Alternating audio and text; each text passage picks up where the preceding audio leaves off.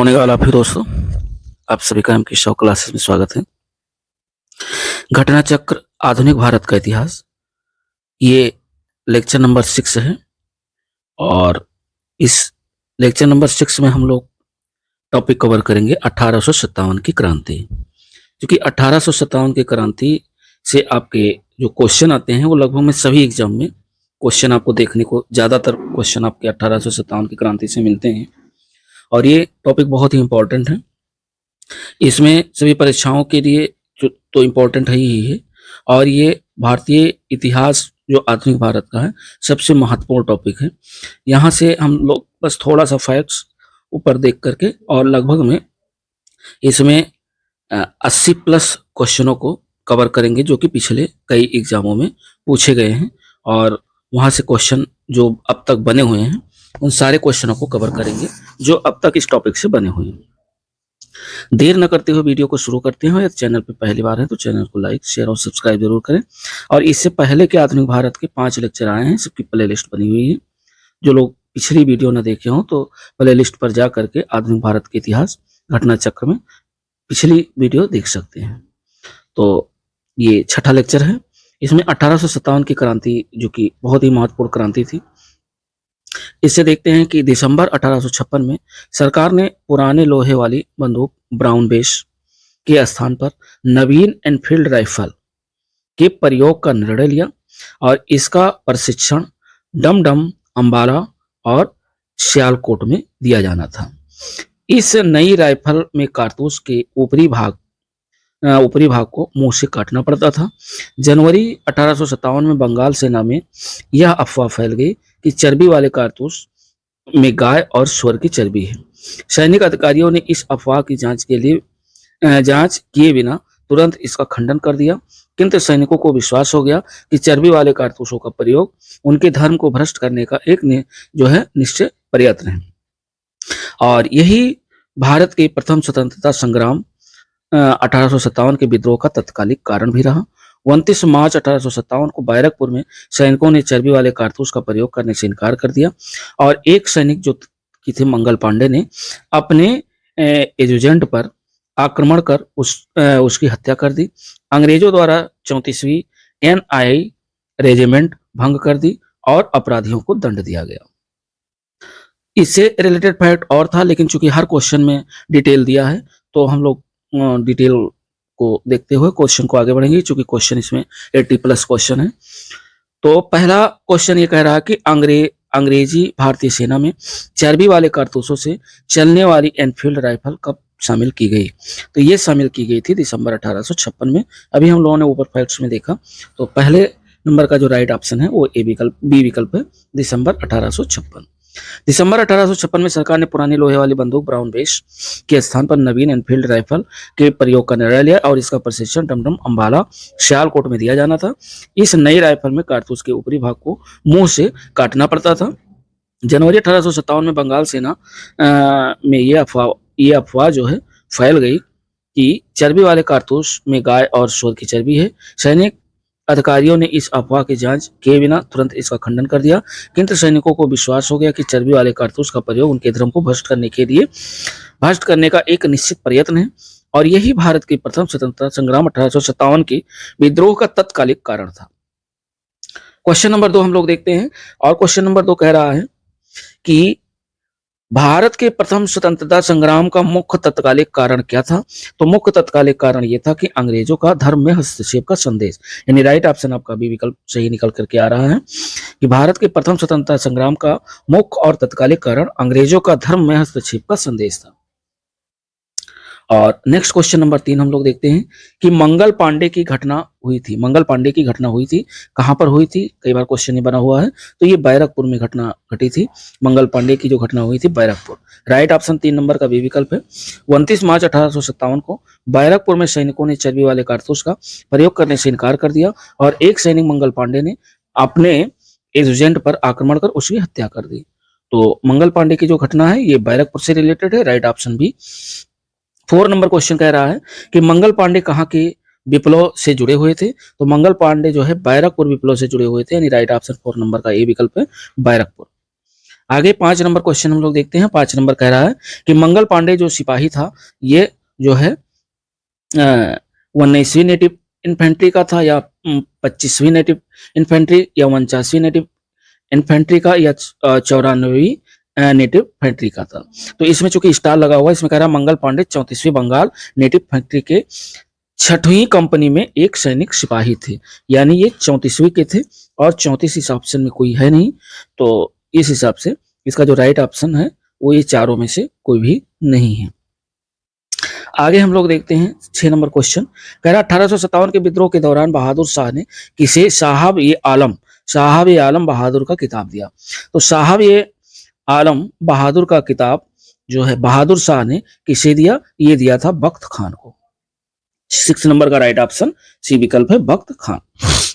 क्योंकि 1857 के विद्रोह के दौरान बहादुर शाह ने बख्त खान को साहब ए आलम बहादुर का किताब दिया। बख्त खान एक पख्तून था और ईस्ट इंडिया कंपनी में वह सूबेदार के पद पर था, तथा कंपनी की ओर से उसने प्रथम अंग्रेज अफगान युद्ध में भाग भी लिया था। बहादुर शाह ने अपने बड़े पुत्र मिर्जा, ध्यान रखिएगा, बहादुर शाह के बड़े पुत्र का नाम मिर्जा मोहम्मद तथा मिर्जा जहरुद्दीन को मुख्य सेनापति घोषित किया, किंतु विद्रोह में वास्तविक नेतृत्व बख्त खान के पास ही था। 7 नंबर क्वेश्चन कह रहा है कि 1857 की क्रांति का जो मुख्य कारण क्या था। तो 1857 की क्रांति का जो प्रमुख कारण था वो ये था कि ब्रिटिश साम्राज्य की नीति, यानी राइट ऑप्शन आपका डी विकल्प सही है, ब्रिटिश साम्राज्य की नीति। 1857 का प्रमुख कारण ब्रिटिश साम्राज्य की घिनौनी नीतियां थी, जिनसे तंग आकर अंततः विद्रोह का ज्वालामुखी फूट पड़ा। और फिर 8 नंबर क्वेश्चन कह रहा है कि 1857 में लंदन से प्रकाशित होने वाले समाचार पत्र, और उस समाचार पत्र का नाम था टाइम्स, के संवाददाता कौन थे, जिन्होंने लिखा था कि उत्तरी भारत में गोरे आदमी की गाड़ी को कोई भी मित्रतापूर्ण दृष्टि से नहीं। तो इसमें 4 ऑप्शन दिए हुए हैं, और ये है WH रसेल। WH रसेल जो है ये 1857 में लंदन से प्रकाशित होने वाले समाचार पत्र यानी टाइम्स में जो संवाददाता थे वो WH रसेल थे, जिन्होंने लिखा कि उत्तरी भारत में गोरे आदमी की गाड़ी को कोई भी मित्रतापूर्ण दृष्टि से नहीं जो है कोई भी मित्रतापूर्ण दृष्टि से नहीं देखता था। यानी ये 1857 में लंदन में प्रकाशित टाइम्स समाचार पत्र में WH रसेल ने लिखा कि उत्तर भारत में गोरे आदमी की गाड़ी को कोई भी मित्रतापूर्ण दृष्टि से नहीं देखता है। बड़ा अच्छा काम ही किए थे लोग। चलिए 9 नंबर, 1857 की क्रांति सर्वप्रथम कहां से प्रारंभ हुई। तो 1857 की जो क्रांति सबसे पहले प्रारंभ हुई यह मेरठ से दोस्तों प्रारंभ हुई, यानी राइट ऑप्शन आपका सी विकल्प है, मेरठ। 1857 की क्रांति का प्रारंभ 10 मई 1857 को मेरठ से हुआ, और यहाँ की 3री कैवेलरी रेजिमेंट के जो सैनिक ने चर्बे युक्त कारतूस के छूने से इनकार कर दिया तथा खुलेआम बगावत कर दी। तो 10 नंबर क्वेश्चन कह रहा है कि 1857 की क्रांति सर्वप्रथम कहां से प्रारंभ हुई। तो ये प्रारंभ हुई थी आपके मेरठ से, यानी राइट ऑप्शन आपका डी विकल्प सही है, मेरठ। आगे 11 नंबर क्वेश्चन देखिए। 11 नंबर क्वेश्चन कह रहा है कि 1857 के स्वतंत्रता संग्राम से संबंधित जो पहली घटना थी वह कहां से शुरू हुई। तो ये है सैनिकों का दिल्ली के लाल किले पर पहुंचना, अर्थात 1857 के स्वतंत्रता संग्राम से जो संबंधित पहली घटना थी वो सैनिकों का दिल्ली के लाल किले पर पहुंचना। 11 मई 1857 को दिल्ली में मेरठ से आए सिपाहियों के दस्ते ने मुगल सम्राट बहादुर शाह द्वितीय से यह अपील की कि सम्राट इन सिपाहियों का नेतृत्व स्वीकार करे, और इस प्रकार सैनिकों का दिल्ली के लाल किले पर पहुंचना पहली घटना थी। कानपुर में नाना साहब ने 5 जून 1857 को विद्रोह किया। बेगम हजरत महल ने 30 मई 1857 को प्रारंभ अवध लखनऊ के विद्रोह का नेतृत्व किया, यानी लखनऊ विद्रोह का नेतृत्व जो है बेगम हजरत महल ने की। और झांसी की रानी लक्ष्मीबाई ने जून 1857 में विद्रोह किया तथा वह 17 जून 1858 को शहीद भी हो गई।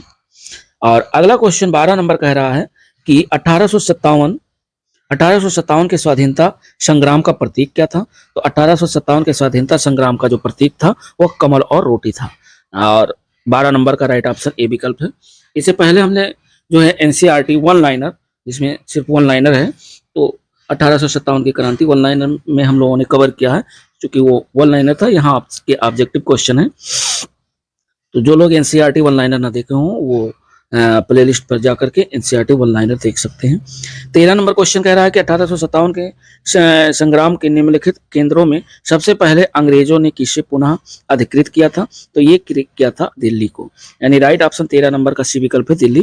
कैप्टन निकालसन के नेतृत्व में 3 महीने की घेराबंदी के बाद 20 सितंबर 1857 को अंग्रेजों द्वारा दिल्ली की पुनर्प्राप्ति कर ली। और 14 नंबर क्वेश्चन कह रहा है कि 1857 के स्वाधीनता संघर्ष की वीरांगना जो थी महारानी लक्ष्मीबाई की जन्म स्थली कहाँ है? तो जन्म स्थली उनकी वाराणसी है, यानी राइट ऑप्शन 14 नंबर का सी विकल्प है। जो वीरांगना महारानी लक्ष्मीबाई थी इनकी जन्म स्थली वाराणसी है। रानी लक्ष्मीबाई मूल नाम इनका मणिकर्णिका था और इनका जन्म 19 नवंबर 1835 को गोल घर में हुआ था जो वर्तमान वाराणसी में। आगे हम लोग देखते हैं 15 नंबर क्वेश्चन, और 15 नंबर क्वेश्चन कह रहा है कि 1857 के बरेली विद्रोह का नेतृत्व किसने किया? तो 1857 में जो विद्रोह हुआ उसमें बरेली विद्रोह का जो नेतृत्व किया था वो खान बहादुर खान ने किया था। तो ध्यान रखिएगा 15 नंबर का राइट ऑप्शन ए विकल्प है खान बहादुर। बरेली में रुहेलखंड के भूतपूर्व शासक के उत्तराधिकारी खान बहादुर ने 1857 के विद्रोह की रहनुमाई की थी। यद्यपि ब्रिटिश पेंशन पर गुजर बसर कर रहे खान बहादुर खान ने शुरू में इसमें कोई दिलचस्पी नहीं ली थी, किंतु विद्रोह की लहर फैलते ही उन्होंने खुद प्रशासन संभाल लिया और करीब 40,000 सैनिकों को संगठित कर अपनी मजबूत सेना बनाई और अंग्रेजों का कड़ा मुकाबला किया। मुगल सम्राट बहादुर शाह द्वितीय ने उन्हें वायसराय के पद पर नियुक्त किया था और इस पद पर अपने कार्यकाल के दौरान उन्होंने हिंदुओं और मुसलमानों के साथ समानता का व्यवहार किया और एक सुयोग्य राजनीतिक के गुणों का प्रदर्शन किया। और आगे हम लोग देखते हैं 16 नंबर क्वेश्चन। 16 नंबर क्वेश्चन कह रहा है कि महारानी लक्ष्मीबाई की जो समाधि है वो कहाँ स्थित है? तो महारानी लक्ष्मीबाई की समाधि स्थित है ग्वालियर में, यानी जन्म इनका बनारस में हुआ और इनको जो वीरगति इनकी जो समाधि बनाई गई है वो ग्वालियर में बनाई गई। महारानी लक्ष्मीबाई का जन्म वाराणसी में जबकि इनकी मृत्यु ग्वालियर में हुई थी और ग्वालियर में ही महारानी लक्ष्मीबाई की समाधि स्थित है। तो 16 नंबर का राइट ऑप्शन आपका डी विकल्प ग्वालियर। 17 नंबर क्वेश्चन कह रहा है कि रानी लक्ष्मीबाई की को अंतिम युद्ध में सामना करना पड़ा, यानी रानी लक्ष्मीबाई को अंतिम युद्ध में ये किससे सामना कर रही थी? तो ये ह्यूरोज नामक एक अंग्रेज था, कैप्टन था, और इससे इन्होंने जो है सामना किया और वीरगति को प्राप्त हुई। तो 17 नंबर का जो राइट ऑप्शन है वो ए विकल्प है ह्यूरोज। रानी लक्ष्मीबाई झांसी के अंतिम मराठा राजा गंगाधर राव की विधवा थी। जब किसी उत्तराधिकारी के अभाव में राजा गंगाधर राव की मृत्यु हो गई तो डलहौजी ने व्यक्तिगत सिद्धांत के अंतर्गत 1854 में झांसी का ब्रिटिश साम्राज्य में विलय कर लिया। झांसी में जून 1857 में रानी लक्ष्मीबाई के नेतृत्व में विद्रोह का श्री गणेश हुआ। झांसी के पतन के बाद रानी ग्वालियर की ओर प्रस्थान कर गई, जहां तात्या टोपे के साथ अंग्रेजों को कई युद्धों में पराजित करने के बाद अंततः अंग्रेज जनरल ह्यूरोज से लड़ते हुए 17 जून 1858 को वह वीरगति को प्राप्त हुई। रानी की मृत्यु पर ह्यूरोज ने कहा था कि भारतीय विद्रोहियों में यहां सोई हुई औरत अकेली मर्द है। ये ह्यूरोज का कथन था। और आगे हम लोग देखते हैं 18 नंबर क्वेश्चन। 18 नंबर कह रहा है कि 1857 का जो विद्रोह है वो लखनऊ में किसके नेतृत्व में आगे बढ़ा? तो 1857 का विद्रोह लखनऊ में जो ये नेतृत्व आगे बढ़ा था वह जो है बेगम ऑफ अवध के नेतृत्व में आगे बढ़ा था। राइट ऑप्शन 18 नंबर का ए विकल्प है। लखनऊ अवध में विद्रोह का प्रारंभ 30 मई 1857 को हुआ और विद्रोह का नेतृत्व बेगम हजरत महल यानी बेगम ऑफ अवध ने किया था। और 19 नंबर क्वेश्चन कह रहा है कि वह महिला जिन्होंने अवध में 1857 की क्रांति का नेतृत्व किया वो कौन थी? तो वो थी आपकी बेगम हजरत महल, यानी राइट ऑप्शन 19 का डी विकल्प है बेगम हजरत महल। 20 नंबर क्वेश्चन कह रहा है कि लखनऊ में 1857 के स्वतंत्रता संग्राम का नेतृत्व किसने किया? फिर वही क्वेश्चन रिपीट कर रहा है, तो हजरत महल यानी बेगम हजरत महल। राइट ऑप्शन 20 का सी विकल्प सही है बेगम हजरत महल। ये सारे क्वेश्चन देखिए दोस्तों पूछे गए हैं और विभिन्न एग्जामों में। कह रहा है 21 नंबर के निम्न में से कौन इलाहाबाद में 1857 के संग्राम का नेता था? तो इलाहाबाद में 1857 के संग्राम का जो नेता था वो थे मौलवी लियाकत अली, यानी राइट ऑप्शन 21 का डी विकल्प है। इलाहाबाद का नेतृत्व किया था मौलवी लियाकत अली ने 1857 में। इलाहाबाद में 1857 संग्राम विद्रोहियों की कमान मौलवी लियाकत अली ने संभाली। बाद में यहाँ के विद्रोह को जनरल नील ने समाप्त कर दिया। तो किसने समाप्त किया? जनरल नील, जो कि एक अंग्रेज था, उसने समाप्त कर दिया इस विद्रोह को। 22 नंबर क्वेश्चन कह रहा है कि 1857 के संघर्ष में भाग लेने वाले सिपाहियों की जो सर्वाधिक संख्या थी वो कहाँ थी? तो वो दोस्तों आपके अवध से थी, यानी राइट ऑप्शन 22 नंबर का बी विकल्प है अवध। 1857 के संघर्ष में भाग लेने वाले सिपाहियों की सर्वाधिक संख्या अवध से थी। वास्तव में उस समय अवध में शायद ही कोई ऐसा परिवार रहा हो जिसका कोई सदस्य सेना में न रहा हो। केवल अवध से लगभग 75,000 सैनिक सेना में थे। और 23 नंबर क्वेश्चन कह रहा है कि नाना साहब का कमांडर इन चीफ कौन था? तो नाना साहब का कमांडर इन चीफ जो है ये तात्या टोपे थे। तो राइट ऑप्शन 23 नंबर का सी विकल्प है तात्या टोपे। कानपुर में 5 जून 1857 को नाना साहब को पेशवा मानकर स्वतंत्रता की घोषणा की गई। नाना साहब को सेनापति commander in chief Tatya Tope से बहुत सहायता मिली थी। आगे हम लोग 24 नंबर क्वेश्चन देख रहे हैं और 24 नंबर क्वेश्चन कह रहा है कि अजीमुल्ला खां सलाहकार थे किसके? तो अजीमुल्ला सलाहकार थे नाना साहब, यानी राइट ऑप्शन 24 नंबर का ये विकल्प है नाना साहब। अजीमुल्ला नाना साहब के सलाहकार थे। 25 नंबर क्वेश्चन हम लोग देख रहे हैं और 25 नंबर कह रहा है कि वर्ष 1857 के विद्रोह के संदर्भ में निम्नलिखित में से किसे उसके मित्र ने धोखा दिया तथा जिसे अंग्रेजों द्वारा बंदी बनाकर मार दिया गया? तो वो सकते थे तात्या टोपे, यानी राइट ऑप्शन 25 नंबर का डी विकल्प है तात्या टोपे। तात्या टोपे का जन्म 1814 और मृत्यु 1859 ईस्वी में हुई। रामचंद्र पांडुरंग के नाम से ये जाने जाते हैं और वह 1857 के भारतीय विद्रोह के प्रमुख नेता थे। इनका जन्म महाराष्ट्र में एयोला गांव में हुआ था। वह अपने पिता पांडुरंग राव टोपे के साथ बिटूर आ गए, जहां उन्होंने पेशवा के दत्तक पुत्र नाना दो पंत, जिन्हें नाना साहब के नाम से जाना जाता है, और महाराजा माधव सिंह के मित्र बन गए। 1851 में डलहौजी ने नाना साहब को उनके पिता के पेंशन से वंचित कर दिया। उधर तात्या टोपे पहले से ही ब्रिटिशों को अपना शत्रु मान चुके थे। दोनों ने मिलकर कानपुर में ईस्ट इंडिया कंपनी की भारतीय टुकड़ियों को जीतकर नाना साहब के आधिपत्य को स्थापित किया और तात्या स्वयं सेना के कमांडर इन चीफ बन गए। तात्या जो है स्वयं सेना के कमांडर इन चीफ बन गए। नाना साहब से अलग होने के बाद तात्या टोपे ने अपना मुख्यालय कालपी ले गए और रानी लक्ष्मीबाई से हाथ मिलाया। दोनों ने मिलकर बुंदेलखंड क्षेत्र में विद्रोह का नेतृत्व किया। जनरल हीरोज ने ग्वालियर के उन ऐतिहासिक युद्धों में इन्हें हराया जिनमें रानी लक्ष्मीबाई वीरगति को प्राप्त हुई। ग्वालियर खो देने के बाद तात्या टोपे ने सागर एवं नर्मदा क्षेत्र तथा खानदेश एवं राजस्थान क्षेत्र में सफलतापूर्वक गुरिल्ला युद्ध का संचालन किया और 1 वर्ष तक अंग्रेज सेनाएं उन्हें पकड़ने में नाकाम रही। अंततः उनके एक विश्वसनीय मित्र मान सिंह ने उन्हें धोखा देकर उस समय पकड़वा दिया जब वह पारो के जंगलों में अपने कैंप में शयन कर रहे थे। उन्हें पकड़कर शिवपुरी लाया गया और सैनिक अदालत में 18 अप्रैल 1862 को फांसी दे दी गई। आगे 26 नंबर क्वेश्चन कह रहा है कि 1857 के निम्नलिखित क्रांतिकारियों में से किसका वास्तविक नाम रामचंद्र पांडुरंग था? तो रामचंद्र पांडुरंग वास्तविक नाम था तात्या टोपे का, यानी राइट ऑप्शन 26 नंबर का बी विकल्प सही है तात्या टोपे। आगे 27 नंबर क्वेश्चन कह रहा है कि कुंवर सिंह 1857 के विद्रोह के एक प्रमुख नायक थे और वो निम्नलिखित में से किससे संबद्ध थे? तो कुंवर सिंह 1857 के विद्रोह के एक प्रमुख नायक थे और ये बिहार से संबंधित थे, यानी बिहार के रहने वाले थे। तो राइट ऑप्शन 27 का ए विकल्प सही है बिहार। 1857 में जगदीशपुर में विद्रोह की अगुवाई करने वाले कुंवर सिंह बिहार के तत्कालीन शाहाबाद जिले, जो कि वर्तमान भोजपुर जिले के जगदीशपुर से संबंधित थे। प्रकृति ने उन्हें अदम्य शौर्य, वीरता और सेना नायक के आदर्श गुणों से मंडित किया था। इसी कारण उन्हें सही रूप में विद्रोह के दौरान बिहार का सिंह भी कहा जाता है।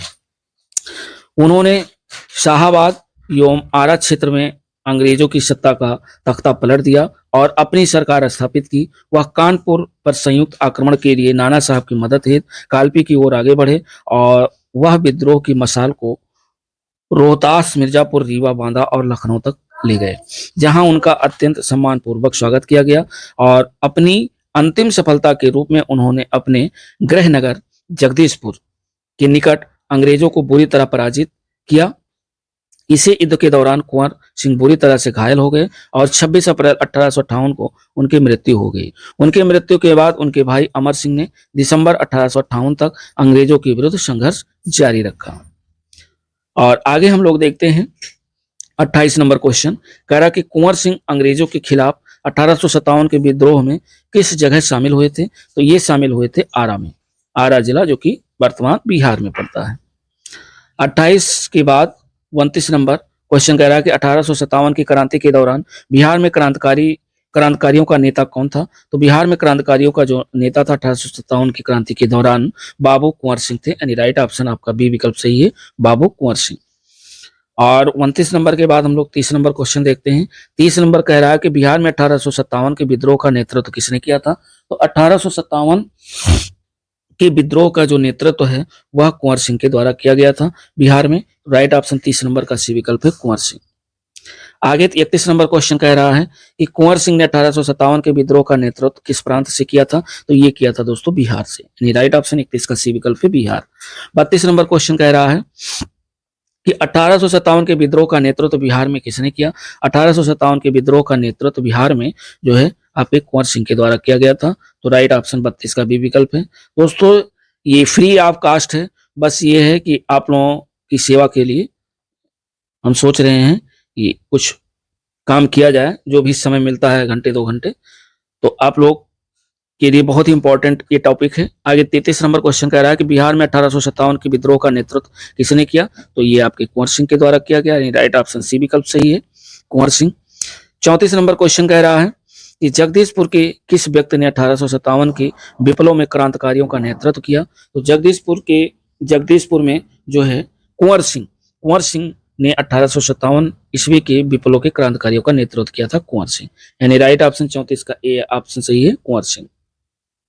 35 नंबर क्वेश्चन कह रहा है कि जगदीशपुर के जो राजा थे वो कौन थे? जगदीशपुर के राजा कुंवर सिंह थे। यानी राइट ऑप्शन आपका 35 का डी विकल्प सही है, कुंवर सिंह। और उसके बाद 36 नंबर क्वेश्चन दे याद रखा है कि पटना के 1857 के स्वतंत्रता संग्राम के नेता थे। तो पटना के जो 1857 के स्वतंत्रता संग्राम के जो नेता थे वो आपके राजपूत कुंवर सिंह थे। यानी राइट ऑप्शन आपका बी विकल्प सही है, राजपूत कुंवर सिंह।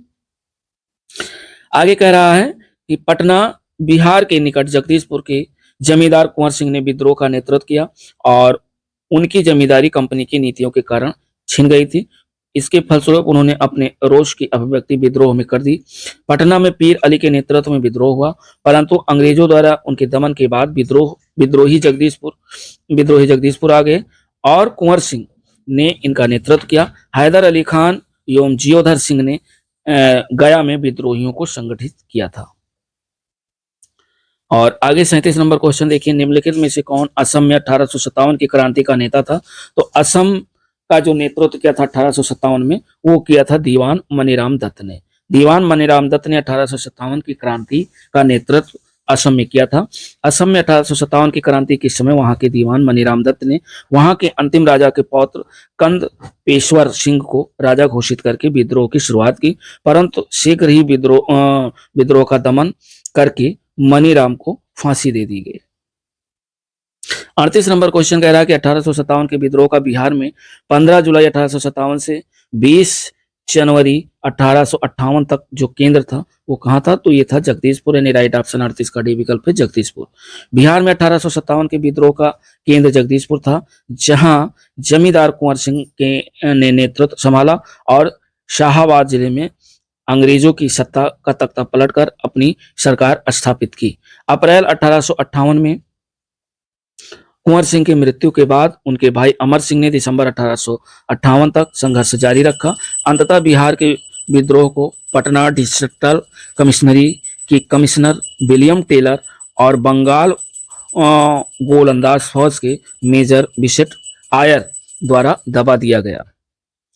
और आगे हम लोग देखते हैं 39 नंबर क्वेश्चन। 39 नंबर क्वेश्चन कह रहा है कि 1857 ईस्वी की क्रांति में अंग्रेज व जोधपुर की संयुक्त सेना को पराजित करने वाला कौन था?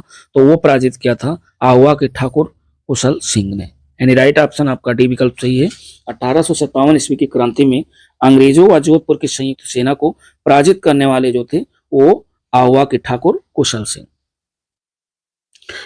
आगे 40 नंबर क्वेश्चन हम लोग देखते हैं और 40 नंबर कह रहा है कि निम्नलिखित में से कौन सा स्थल राजस्थान में 1857 की क्रांति का केंद्र नहीं था। तो ये नहीं था, जयपुर नहीं था, बाकी अजमेर, नीमच और आहुआ था। तो ये राइट ऑप्शन 40 नंबर का बी विकल्प सही है, जयपुर। 41 नंबर क्वेश्चन कह रहा है कि निम्नलिखित में से किसने 1857 में अंग्रेजों से संघर्ष किया। तो 1857 में अंग्रेजों से संघर्ष किया था शाहदत्त खान ने, यानी राइट ऑप्शन 41 का सी विकल्प है, शहादत खान ने, शहादत खान ने। 42 नंबर क्वेश्चन कह रहा है कि निम्नलिखित में से कौन 1857 के विद्रोह में अंग्रेजों का सबसे कट्टर दुश्मन था। तो अंग्रेजों का जो सबसे कट्टर दुश्मन था वो मौलवी अहमदुल्लाह शाह थे, यानी राइट ऑप्शन ए विकल्प है। 1857 के विद्रोह में अंग्रेजों का सबसे कट्टर दुश्मन मौलवी अहमदुल्लाह शाह थे। मौलवी अहमदुल्लाह शाह ने फैजाबाद में 1857 के विद्रोह को अपना नेतृत्व प्रदान किया। वह अंग्रेजों के सबसे कट्टर दुश्मन थे।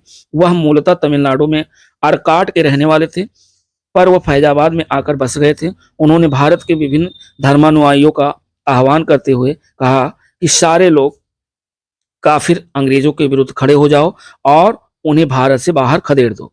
इनके बारे में अंग्रेजों ने कहा कि वो अदम्य साहस के गुणों से परिपूर्ण और दृढ़ संकल्प वाले व्यक्ति तथा विद्रोहियों में सर्वोत्तम सैनिक है। इनकी गिरफ्तारी के लिए ब्रिटिश सरकार ने 50,000 रुपए का इनाम भी रखा था। 43 नंबर क्वेश्चन कह रहा है कि 1857 के विद्रोह को किस उर्दू कवि ने देखा था। तो 1857 के विद्रोह को ये जो उर्दू कवि हैं मिर्जा गालिब, इन्होंने देखा था। यानी 1857 की विद्रोह का जो है एक उर्दू कवि जो है गालिब ने देखा था। और शायरों में 1857 के विद्रोह के गालिब ने स्वयं अपनी आंखों से देखा था, यानी मिर्जा गालिब, इनका फुल नाम है मिर्जा गालिब। और अगला क्वेश्चन है कि सुप्रसिद्ध उर्दू शायर मिर्जा गालिब का मूल निवास कहाँ था। तो इनका मूल निवास था आगरा, यानी मिर्जा गालिब जो थे वो आगरा के मूलतः निवासी थे। उर्दू शायर मिर्जा गालिब का जन्म 27 दिसंबर 1797 को आगरा और मृत्यु हुई इनकी 15 फरवरी 1869 को दिल्ली में हुई थी। और आगे जो है अगला क्वेश्चन कह रहा है कि आजादी की पहली लड़ाई 1857 में किसने भाग नहीं लिया। तो ये भाग नहीं लिए थे भगत सिंह। 1857 की पहली लड़ाई में भगत सिंह ने भाग नहीं लिया, बाकी तात्या टोपे ने भाग लिया, बहादुर शाह जफर ने भाग लिया, रानी लक्ष्मीबाई ने भाग लिया। भगत सिंह ने 1857 की आज़ादी की पहली लड़ाई में भाग नहीं लिया, जबकि रानी लक्ष्मीबाई, बहादुर शाह जफर, तात्या टोपे और बहादुर शाह जफर ने इस लड़ाई में जनमानस का नेतृत्व किया। और अगला क्वेश्चन है 1857 के विद्रोह से निम्नलिखित में से कौन संबद्ध नहीं है। तो ये उधम सिंह इससे संबंधित नहीं, बाकी बेगम हजरत महल, कुंवर सिंह, मौलवी अहमदुल्ला शाह, ये तीनों लोग संबंधित हैं। उधम सिंह 1857 के विद्रोह से संबंधित नहीं है, ये पंजाब के जो है निवासी हैं। और जलियांवाला बाग हत्याकांड, जो जलियांवाला बाग हत्याकांड है का बदला लेने के लिए इन्होंने गवर्नर रहे माइकल ओडायर की लंदन में मार्च 1940 में हत्या कर दी, जिसके लिए उन्हें गिरफ्तार करके मृत्युदंड दे दिया गया। बेगम हजरत महल ने लखनऊ में, कुंवर सिंह ने बिहार में तथा अहमदुल्ला शाह ने फैजाबाद 1857 के विद्रोह का नेतृत्व किया। आगे है 1857 के संग्राम में किस राजवंश ने अंग्रेजों की सहायता की थी। तो ये सहायता की थी ग्वालियर के सिंधिया लोगों ने, यानी 47 नंबर का राइट ऑप्शन ए विकल्प है, ग्वालियर के सिंधिया लोगों ने अंग्रेजों की सहायता की थी। आगे कह रहा है कि 1857 के स्वतंत्रता संग्राम में ग्वालियर के सिंधिया ने अंग्रेजों को सर्वाधिक सहायता की। यूरोपीय इतिहासकारों ने ग्वालियर के मंत्री सर दिनकर राव और हैदराबाद के मंत्री सलार जंग की राजभक्ति की बहुत सराहना की। संकट के समय कैनिंग ने कहा कि यदि सिंधिया भी विद्रोह में सम्मिलित हो जाएं तो मुझे कल ही बिस्तर गोल करना होगा। ये बताइए, कैनिंग ने लिखा। आगे 48 नंबर क्वेश्चन हम लोग देखते हैं। और 48 नंबर क्वेश्चन कह रहा है कि भारत में शिक्षित जो मध्यम वर्ग थे उन्हें 1857 के विद्रोह से तटस्थता बनाए रखी, अर्थात इसमें उन लोगों ने जो है जो शिक्षित थे और मध्यम वर्गीय थे उन लोगों ने भाग नहीं लिया था, तटस्थता नहीं बनाए रखे हुए थे। इसमें कह रहा है कि 1857 के विद्रोह में शिक्षित वर्ग ने कोई रुचि नहीं ली, जो इस महासमर की असफलता के प्रमुख कारण में से एक है। विद्रोही जिस प्रकार अंधविश्वासों का उपयोग करते या प्रगतिशील सामाजिक उपायों का विद्रोह करते थे, उनसे शिक्षित भारतीय उनसे बिदक कर दूर हो गए और शिक्षित भारतीय देश का पिछड़ापन दूर करना चाहते थे। उनके मन में ये गलत विश्वास भरा था कि अंग्रेज आधुनिकीकरण का ये काम पूरा करने में उनकी सहायता करेंगे, जबकि जमींदार पुराने शासकों और सरदारों तथा दूसरे सामंती तत्वों के नेतृत्व में लड़ने वाले विद्रोही देश को पीछे ले जाएंगे। कुछ समय बाद शिक्षित भारतीयों ने अपने अनुभवों से जाना कि विदेशी जो शासन से देश का आधुनिकीकरण करने में न तो सिर्फ असमर्थ साबित हुए, बल्कि उसने उसे गरीब और पिछड़ा बनाए रखा। इस मामले में 1857 के क्रांतिकारी अधिक दूरदर्शी सिद्ध हुए। आगे 49 नंबर क्वेश्चन हम लोग देखते हैं और 49 नंबर क्वेश्चन कह रहा है कि निम्नलिखित वर्गों में से किसने 1857 के विद्रोह में भाग नहीं लिया था। तो ये भाग नहीं लिए थे, यानी खेतिहर मजदूर, ये लोग तो भाग लिए। एक तो साहूकार लोगों ने भाग नहीं लिया और कृषक ने भाग लिया और ये जमींदार लोगों ने भाग नहीं लिया, यानी तो साहूकार और जमींदार इन लोगों ने भाग नहीं लिया। तो राइट ऑप्शन हमारा डी विकल्प होगा, दूसरा और चौथा, यानी ये कोट का सही आंसर होगा। एक तो साहूकारों ने भाग नहीं लिया और एक जमींदारों ने भाग नहीं लिया। राइट ऑप्शन 49 का डी विकल्प सही है। और आगे हम लोग 50 नंबर क्वेश्चन देखते हैं। कह रहा है कि निम्नलिखित में से कौन एक क्षेत्र 1857 के विद्रोह से प्रभावित नहीं था। तो वो क्षेत्र आपको बताना है और वो क्षेत्र है चित्तौड़। चित्तौड़ 1857 के विद्रोह से प्रभावित नहीं था। 1857 के विद्रोह से चित्तौड़ प्रभावित नहीं था, जबकि झांसी, जगदीशपुर और लखनऊ इस विद्रोह के केंद्र थे और इन केंद्रों की अगुवाई क्रमशः रानी लक्ष्मीबाई, कुंवर सिंह और बेगम हजरत महल ने की। और अगला क्वेश्चन हम लोग 51 नंबर देखते हैं। 51 नंबर क्वेश्चन कह रहा है कि 1857 के विद्रोह से बिहार का कौन सा भाग अप्रभावित रहा। तो 1857 के विद्रोह से बिहार का जो भाग प्रभावित रहा अप्रभावित रहा और वो भाग है आपका मुजफ्फरपुर, यानी राइट ऑप्शन आपका बी विकल्प सही है। केवल मुजफ्फरपुर था, केवल मुंगेर नहीं था। मुंगेर यानी पांचवा जो है ये आपका मुंगेर नहीं था। तो इसका जो राइट ऑप्शन होगा वो बी विकल्प होगा, केवल पांचवा मुंगेर नहीं था, बाकी दानापुर था, पटना था, आरा था और मुजफ्फरपुर था। 1857 के विद्रोह के दौरान बिहार में आरा, दानापुर, गया, पटना, मुजफ्फरपुर, शाहाबाद विद्रोह के प्रमुख केंद्र थे, जबकि जो मुंगेर था वह इस क्षेत्र का विद्रोह से अप्रभावित रहा। आगे हम लोग देखते हैं कि 1857 के विप्लव के नायक और दूसरे में दिया हुआ उनके कार्यक्षेत्र को सुमेलित करना, सूची फर्स्ट और सेकंड के साथ इसे मैच कराना है। तो सूची फर्स्ट और सेकंड में इसे देखना है कि किसने कहां कहां का नेतृत्व किया। तो ये देखना है, पहला है कि वक्त खां ने कहां का नेतृत्व किया। वक्त खां ने दिल्ली का नेतृत्व किया था, तो ये ए का हो जाएगा 4 दिल्ली। और मौलवी अहमदुल्लाह ने जो है ये अवध का नेतृत्व किया, यानी तो बी का हो गया फर्स्ट।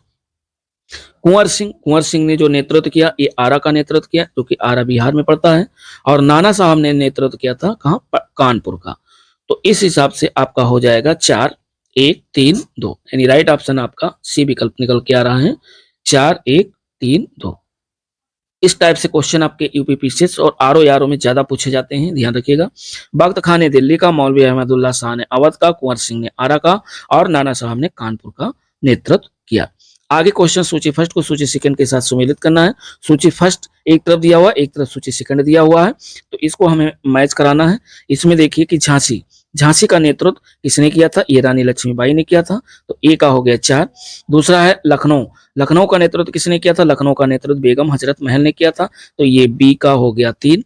और कानपुर का नेतृत्व जो है किसने किया था, कानपुर का नेतृत्व अजीमुल्लाह खान ने किया था, यानी राइट ऑप्शन इसका 2 से हो जाएगा। और फैजाबाद का नेतृत्व जो है ये मौलवी अहमद शाह ने किया था। तो इस हिसाब से जो है हमारा राइट ऑप्शन 4, 3, 2, 1 निकल के आ रहा है, पहला विकल्प आपका सही है, 4, 3, 2, 1। आगे हम लोग देखते हैं 54 नंबर क्वेश्चन। 54 नंबर क्वेश्चन कह रहा है कि इनमें से किसने 1857 के विद्रोह में सक्रिय भाग लिया था। तो सक्रिय भाग लिया था, यानी नाना साहब ने कानपुर का नेतृत्व किया, बेगम हजरत महल ने लखनऊ का, मौलवी अहमदुल्लाह शाह ने फैजाबाद का, बेगम जीवंत महल दिल्ली। तो इसमें तो एक से अधिक ज्यादा सही है, इसमें डी है, कह रहा है उपयुक्त में एक से अधिक, अर्थात ईस्ट इंडिया कंपनी, इसमें ई विकल्प सही है, ई विकल्प ये कह रहा है कि ईस्ट इंडिया कंपनी के राजनीतिक, आर्थिक, सामाजिक एवं धार्मिक कारणों के फलस्वरूप 1857 का विद्रोह हुआ। लखनऊ में इस विद्रोह का प्रारंभ 1857 में हुआ। यहाँ पर इस विद्रोह का नेतृत्व बेगम हजरत महल ने किया। कानपुर में इस विद्रोह का नेतृत्व नाना साहब द्वारा किया गया। फैजाबाद में इस विद्रोह का नेतृत्व मौलवी अहमदुल्ला शाह ने किया। जबकि बहादुर शाह जफर अंतिम मुगल बादशाह था, जो कि बहादुर शाह जफर की पत्नी थी बेगम जीनत महल ने अप्रत्यक्ष रूप से इस विद्रोह में भाग लिया तथा इस प्रकार दिए गए प्रश्न के सभी विकल्पों में सबसे उचित जो विकल्प है वो ई विकल्प होगा, अर्थात उपयुक्त में से एक से अधिक। 55 नंबर क्वेश्चन, फिर सूची फर्स्ट को सूची सेकंड के साथ मैच कराना है। सूची फर्स्ट में क्रांतिकारी के नाम दिया हुआ है और सूची सेकंड में स्थान दिया हुआ है। तो सूची फर्स्ट को सूची सेकंड के साथ मैच करना है। इसमें ये देखना है क्रांतिकारी के नाम और एक तरफ स्थान। इसको जैसे नाना साहब जो थे ये इन्होंने कहाँ का जो है नेतृत्व किया था, तो नाना साहब ने नेतृत्व किया था कानपुर का, तो इसका हो जाएगा कानपुर। और नवाब हामिद अली खान ने ये दिल्ली का नेतृत्व किया, इसका हो जाएगा फर्स्ट, बी का फर्स्ट से दिल्ली। मौलवी जो है महमूद उल्लाह ने कहाँ का नेतृत्व किया था, तो ये नेतृत्व किया था लखनऊ का, ये हो जाएगा थर्ड से। और मनीराम दत्त जो दीवान थे ये असम का नेतृत्व इन्होंने किया था। इस हिसाब से राइट ऑप्शन 2, 1, 3, 4 अर्थात राइट ऑप्शन आपका डी विकल्प इसमें सही है। डी सही है, 3, 1 तो 2, 1, 3, 4।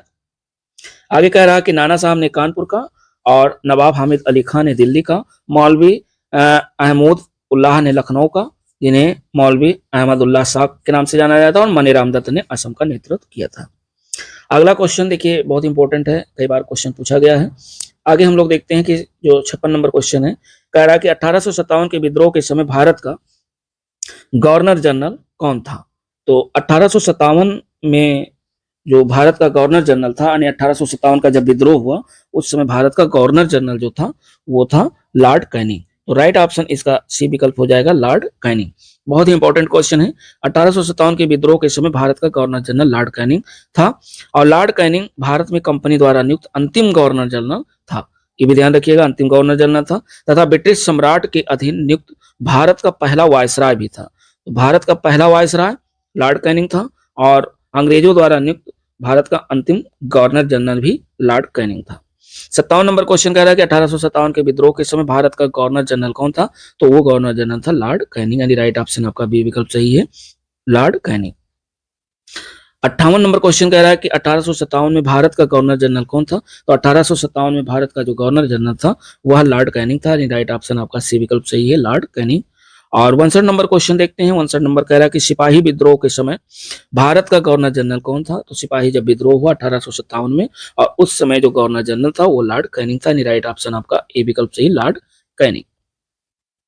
60 नंबर क्वेश्चन कह रहा है कि 1857 के समय बैरकपुर में कौन ब्रिटिश कमांडिंग ऑफिसर था, तो 1857 के विद्रोह के समय बैरकपुर में जो ब्रिटिश कमांडिंग ऑफिसर था वो था हैरसे, यानी राइट ऑप्शन आपका सी विकल्प सही है, हैरसे। हैरसे जो था वह 1857 के समय बैरकपुर में ब्रिटिश कमांडिंग ऑफिसर था। मार्च 1857 में 34वीं बंगाल नेटिव इन्फेंट्री के सिपाही मंगल पांडे के विद्रोह के समय बैरकपुर में lieutenant general sir John Bennett Hearsey commanding officer थे। 60 नंबर के बाद 61 नंबर क्वेश्चन हम लोग देखते हैं कि 1857 में किसने इलाहाबाद को आपातकालीन मुख्यालय बनाया था, तो 1857 में इलाहाबाद को आपातकालीन जो मुख्यालय बनाया था वो बनाया था लॉर्ड कैनिंग ने, यानी राइट ऑप्शन 61 नंबर का ए विकल्प है, लॉर्ड कैनिंग। आगे 62 नंबर क्वेश्चन कह रहा है कि 1857 के विद्रोह के समय ब्रिटिश जो प्रधानमंत्री थे वो कौन थे, तो 1857 के विद्रोह के समय ब्रिटिश प्रधानमंत्री थे पाप स्टर्न। पाप स्टर्न ये ब्रिटिश प्रधानमंत्री थे। जिस समय भारत में 1857 की क्रांति हुई ब्रिटेन में, विस्काउंट पाप स्टर्न यानी हेनरी जॉन टेपन तृतीय विस्काउंट पाप स्टर्न ब्रिटेन के प्रधानमंत्री थे, और उनका कार्यकाल 1855 से 1858 तथा 1859 से 1865 ईस्वी तक था। 63 नंबर क्वेश्चन कह रहा है कि निम्नलिखित में से किसका नाम 1857 के विद्रोह से नहीं जुड़ा हुआ है, तो ये जो है कर्नल सेंट लेगर और कर्नल बैलेस और लेफ्टिनेंट कर्नल गिब्स, इन तीनों लोगों का यानी उपयुक्त सभी का जो है नाम 1857 के विद्रोह से नहीं जुड़ा हुआ है। तो राइट ऑप्शन इसका डी विकल्प होगा 63 का। 64 नंबर क्वेश्चन हम लोग देखते हैं कि 1857 का विद्रोह मुख्यतः किस कारण से असफल रहा। तो 1857 का जो विद्रोह है वह किस कारण से असफल रहा, और इसका मेन रीजन है कि किसी सामान्य योजना और केंद्रीय संगठन की कमी थी। इसी के कारण यह असफल रहा, यानी किसी सामान्य योजना और केंद्रीय संगठन की कमी। 64 नंबर का राइट ऑप्शन आपका बी विकल्प है। 1857 के विद्रोह की असफलता का मुख्य कारण किसी सामान्य योजना एवं केंद्रीय संगठन की कमी था। विद्रोहियों के नेताओं में कोई संगठन की भावना देखने में नहीं आई। 82 वर्षीय मुगल सम्राट बहादुर शाह कमजोर था, उसके द्वारा विभिन्न सरदारों का आह्वान करना काफी नहीं था। अतः साथ ही विद्रोहियों ने वीरता तो दिखाई, पर सरकार का विनाश करने पर वह तुले हुए भी प्रतीत होते थे, किंतु ऐसा करने के लिए उनके पास किसी सुनियोजित कार्यक्रम का पूर्ण अभाव था और उनमें अनुशासन की कमी थी। कभी कभी तो वह अनुशासित सेना के बजाय दंगाई भीड़ की तरह व्यवहार करते थे और विदेशी शासन के प्रति एक साझी घृणा को छोड़कर और कोई संबंध सूत्र नेताओं के बीच नहीं था, और किसी क्षेत्र विशेष से ब्रिटिश सत्ता को उखाड़ फेंकने के बाद उन्हें पता भी नहीं होता था कि उनकी जगह किस प्रकार की राजनीतिक सत्ता या संस्थाएं स्थापित की जाएं। उनके पास एक भविष्योन्मुख कार्यक्रम, सुसंगत विचारधारा, राजनीतिक परिप्रेक्ष्य या भावी समाज एवं अर्थव्यवस्था के प्रति एक स्पष्ट दृष्टिकोण का अभाव था। इसी कारण 1857 की जो क्रांति थी वह असफल रही। और 65 नंबर क्वेश्चन कह रहा है कि 1857 का प्रथम स्वतंत्रता संग्राम, यानी 1857 का प्रथम स्वतंत्रता संग्राम असफल हुआ क्योंकि भारतीय सिपाहियों में उद्देश्य की एकता की कमी थी। एक तो ये कारण, प्रायः भारतीय राजाओं ने ब्रिटिश सरकार का साथ दिया, ये भी कमी थी, और ब्रिटिश सिपाही कहीं अच्छे सज्जित तथा संगठित थे, यानी देशी जो सैनिक थे उनकी अपेक्षा ये भी एक कारण था। तो उपयुक्त डी यानी ये सभी कारण के थे जिनके कारण 1857 का स्वतंत्रता संग्राम असफल रहा। तो इसका राइट ऑप्शन 65 नंबर का डी विकल्प है। और आगे देखते हैं 66 नंबर क्वेश्चन कह रहा है कि अंग्रेज राजपूत राज्यों में 1857 के विद्रोह को दबाने में असफल रहे क्योंकि स्थानीय शासकों ने क्रांतिकारियों का साथ नहीं दिया। शिक्षित मध्यम वर्ग अंग्रेजों का समर्थन कर रहा था और छावनियों के सैनिक राजपुताना से बाहर के क्रांतिकारियों का नेतृत्व स्वीकार करने को तैयार नहीं थे। और आगे है कि समाचार पत्र क्रांतिकारियों के सही उद्देश्य को नहीं हटा पाए। तो इसका जो एक मेन रीजन है वो ये है कि स्थानीय शासकों ने क्रांतिकारियों को साथ नहीं दिया, इसी कारण जो है 1857 का विद्रोह असफल रहा। 67 नंबर क्वेश्चन कह रहा है कि निम्नलिखित में से किन ब्रिटिश अधिकारियों ने लखनऊ में अपना जीवन खोया। तो लखनऊ में जो ब्रिटिश अधिकारी थे जिन्होंने अपना जीवन खोया उनमें थे आपके जनरल नील एक तो थे, और एक थे आपके मेजर जनरल हैवलॉक थे, और एक थे सर हेनरी लॉरेंस। इन लोगों ने लखनऊ में अपना जीवन खोया, यानी मेजर जनरल हैवलॉक और जनरल नील और जनरल जो है सर हेनरी लॉरेंस। तो इसका जो राइट ऑप्शन है वो सी विकल्प है, 2, 3 और 4।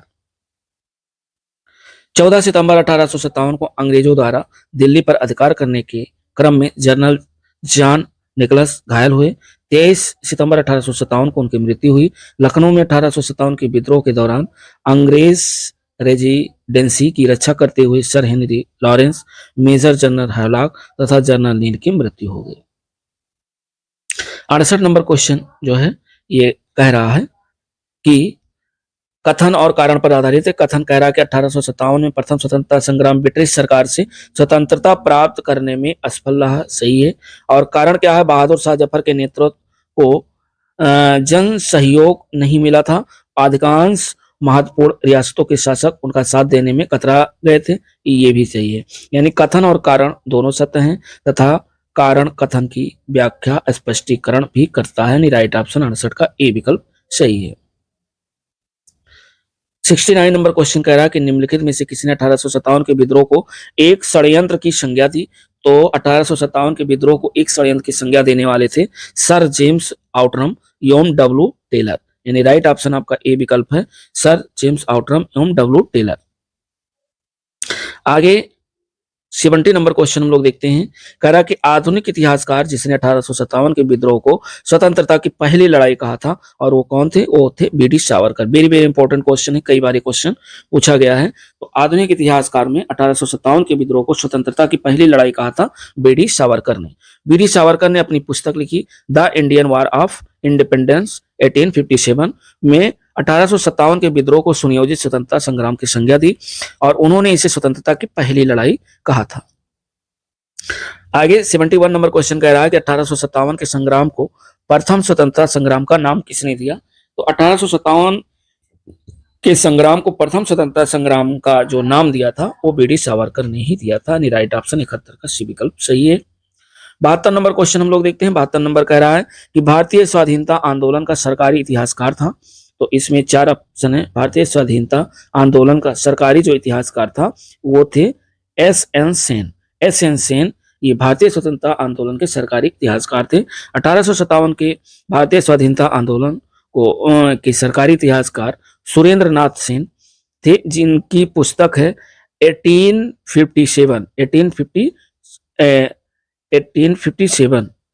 1957 में ये प्रकाशित हुई थी पुस्तक, और कई बार ये पुस्तक पूछी भी गई है, तो ध्यान रखिएगा। ये थे एस एन सेन अर्थात सुरेंद्र नाथ सेन।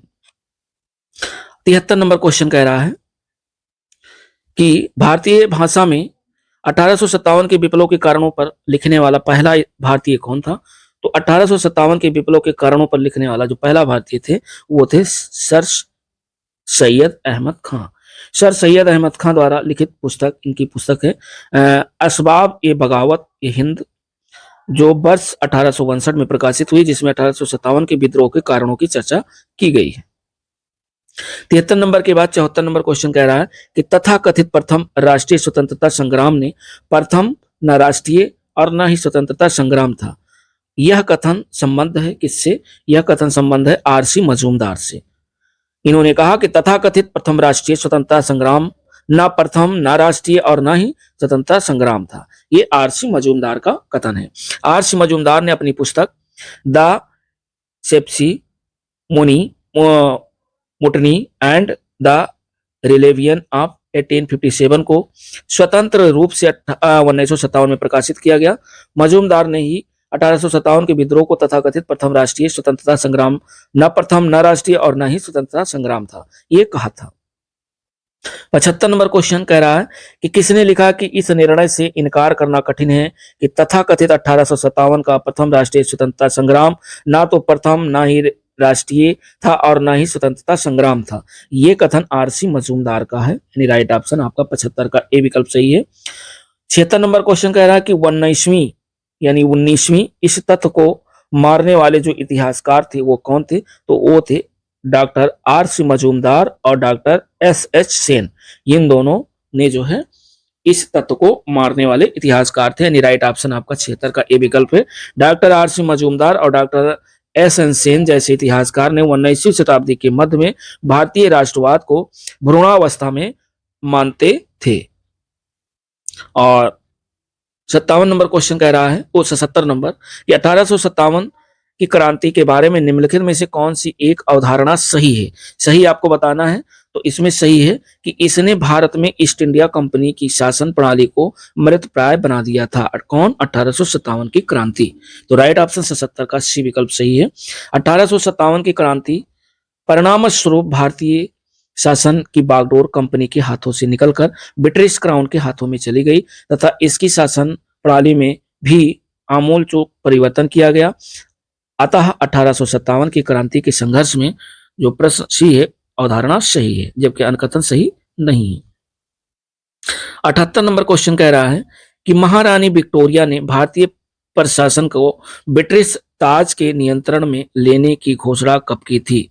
तो महारानी विक्टोरिया ने भारतीय प्रशासन को ब्रिटिश ताज के नियंत्रण में जो लेने की घोषणा की थी वो की थी 1 नवंबर 1858 को, यानी राइट ऑप्शन 78 का ए विकल्प सही है। 1 नवंबर 1858।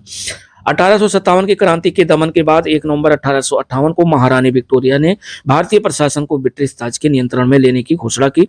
इस घोषणा के बाद भारत में कंपनी के शासन को समाप्त कर भारत को सीधे ब्रिटिश क्राउन के अधीन कर दिया गया।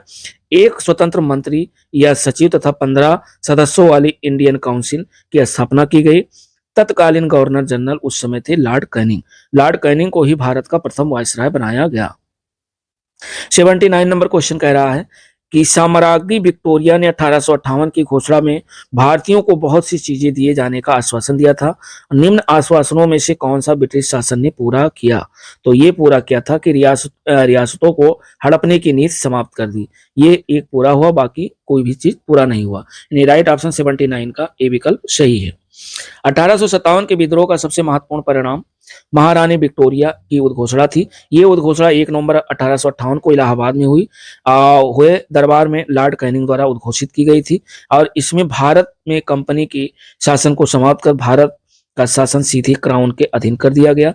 इस उद्घोषणा में भारत में ब्रिटिश साम्राज्य के विस्तार पर रोक, लोगों के धार्मिक मामलों में हस्तक्षेप न करना, एक समान कानूनी सुरक्षा सबको उपलब्ध कराना शामिल थे और भारतीय रजवाड़ों के प्रति विजय और विलय की नीति का परित्याग कर दिया गया और सरकार ने राजाओं को गोद लेने की अनुमति प्रदान की तथा अन्य आश्वासन ब्रिटिश शासन द्वारा पूरे नहीं किए जा सके।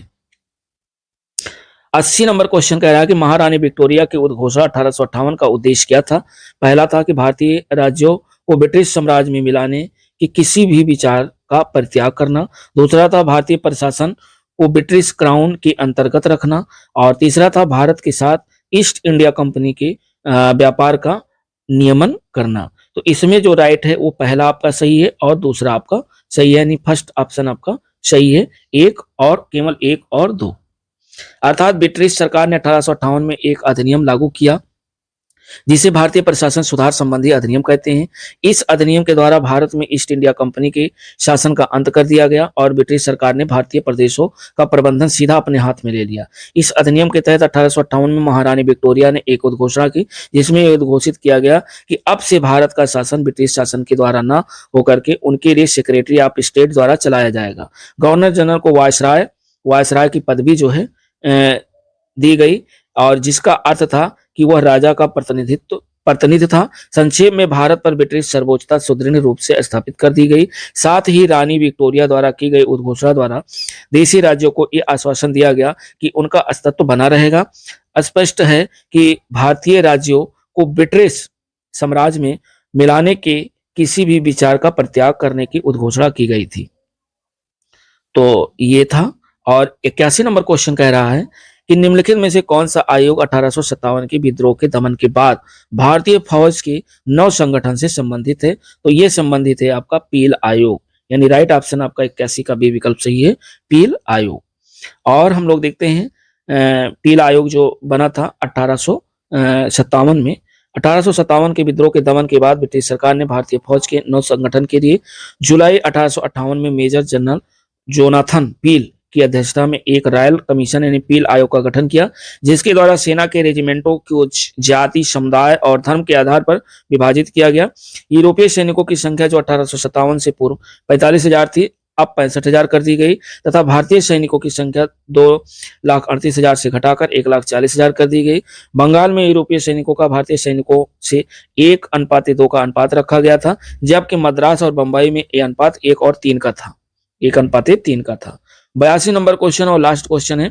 1857 के विद्रोह के बाद ब्रिटिश सरकार ने सिपाहियों का इन प्रांतों से चयन किया। तो किन प्रांतों से चयन किया? एक तो गोरखा, फिर सिख और पंजाबी और उत्तर प्रांत से जो है 1857 के विद्रोह के बाद ब्रिटिश सरकार ने सिपाहियों का चयन इन प्रांतों से किया। इसमें लिखा हुआ है कि 1857 के विद्रोह के बाद ब्रिटिश सरकार ने सिपाहियों का चयन गोरखा, सिख एवं पंजाब के उत्तर प्रांत से किया। 1857 के विद्रोह को भड़काने में उत्तर प्रदेश एवं बिहार के सैनिक ने महत्वपूर्ण भूमिका निभाई थी, इसलिए ब्रिटिश सरकार ने इन्हें संदेह की दृष्टि से देखती थी। विद्रोह के समय बंगाल सेना के 60% सैनिक अवध तथा उत्तरी पश्चिमी यूपी प्रांत के थे। विद्रोह के लिए भारतीय सेना उत्तरदायी थी। इसी कारण 1 नवंबर 1858 को महारानी विक्टोरिया के उद्घोषणा पत्र के अंतर्गत सेना का पुनर्गठन किया गया जो विभाजन और प्रतिलोभन की नीति पर आधारित था। तो ये दोस्तों रहा हमारे 82 क्वेश्चन जो कि 1857 की क्रांति से रिलेटेड थे और बहुत ही महत्वपूर्ण क्वेश्चन है। अपकमिंग सभी एग्जामों में यहाँ से क्वेश्चन आपके ज्यादा से ज्यादा क्वेश्चन देखने को मिलते हैं। तो वीडियो आप लोगों को यदि अच्छा लगा हो तो वीडियो को चलते चलते लाइक, शेयर और सब्सक्राइब जरूर करिएगा। और मिलते हैं दोस्तों नेक्स्ट वीडियो के साथ, तब तक के लिए नमस्कार, जय हिंद।